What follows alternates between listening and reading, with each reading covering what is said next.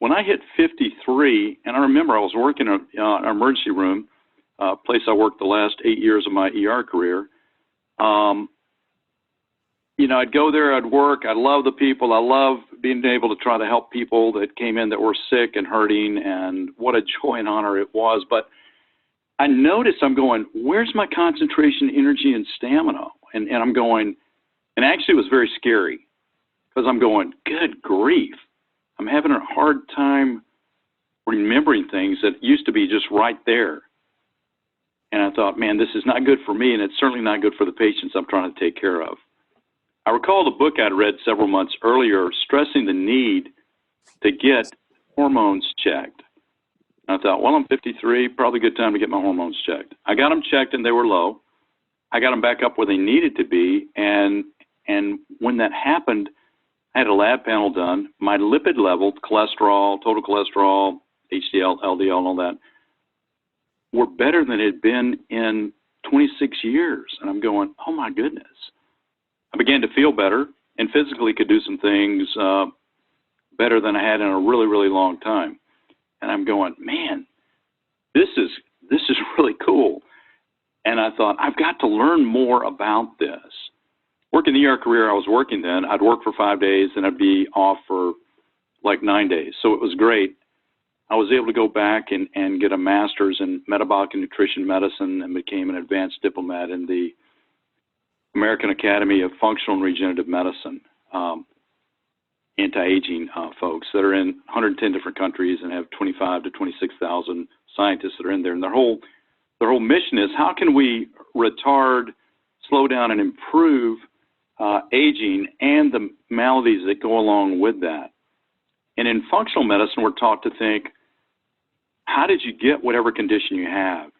And is there something we can do that could possibly correct this, or we can give back to the body that will allow the body to heal itself? And so what I get to do now is I try to get to take the best of both, the conventional medicine world and the functional medicine world. And by checking blood levels and those type things, it's very akin to like with your car. As the gauge that says E to F, when the F starts going towards the E, you put more gas in it, and it's amazing. You can go further. Now, I'm not saying that by putting hormones or things back into your body, you're going to go further, but statistically and with the world literature, it's amazing what it shows as far as how your body responds and what you can do and how you can improve cardiac function, how you can improve bone density, so you can actually help grow new bones. Now, this is where, again, I think we've got to take a critical eye at this and look at it for all of us and go, wow, what you're in charge of your health. We're all responsible for our health. Brian talked about Dave Ramsey. Just like Dave encouraged you to ride herd on your own finances and all that, you're going to be the best judge of helping yourself in a preventive manner avoid diseases, or if you have certain diseases like hypertension, diabetes, whatever, in helping you resolve that if you want to. So by looking at these things, that's basically what I get to do now. I get to encourage people, and we get lots and lots of blood work. So we look at where they're at and then figure out what we need to add back into that person individually to help them reach their goals that they have. Most people that come to me are very fatigued, low energy, and I'll just tell you, if you're above 35 and on the call, especially if you're a female, you're probably not sleeping well. And what we find is that we live in a world where there are all kinds of, don't want to bum you out here, but everybody's got heavy metal toxicity issues. Everybody's got some type of viral thing going on. I've never tested anybody that didn't have those things. So we're going, and if you check a newborn baby, they have 200 toxins in their umbilical cord vein blood when they're born. So we go, okay, what are we going to do about it? One of the verses that I really like in the New Testament, in Luke chapter 2, verse 52, it says, and Jesus kept increasing in wisdom and in stature and in favor with God and man. So if I'm looking at that, I'm going, okay, mentally, and multiple people who've led these calls have given great thoughts on how to. We've heard about math skills. We've heard about developing other qualities in your life. So mentally, where are you going?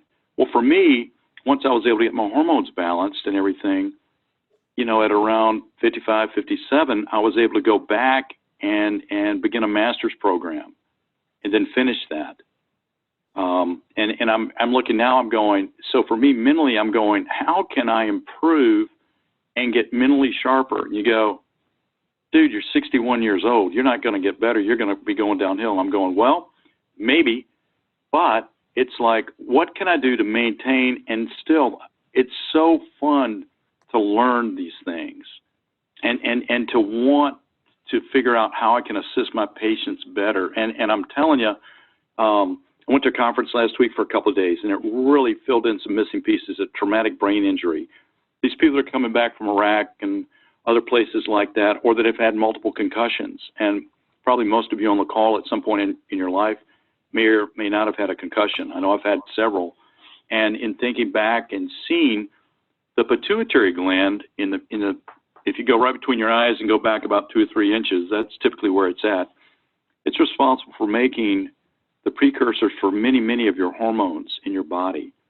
And that's like a tennis ball on a string surrounded by bones all around it. So if you shake that tennis ball too hard, like a concussion, you're going to whack that and your hormones are going to be affected. I've seen that in my life and many other people's lives. They gave an example last week at the conference, a guy that was a special operator, Green Beret, decorated Green Beret guy. He blew up things. He was the engineer. After his third tour, he ended up getting medically discharged. He ended up on 13 medications and a raging alcoholic. And 3 months after being on this program where they were add back into his life the hormones that he was deficit in, he'd been able to get off his medications, had stopped drinking, and he was there and now heads up this foundation to help other vets and people who are like that.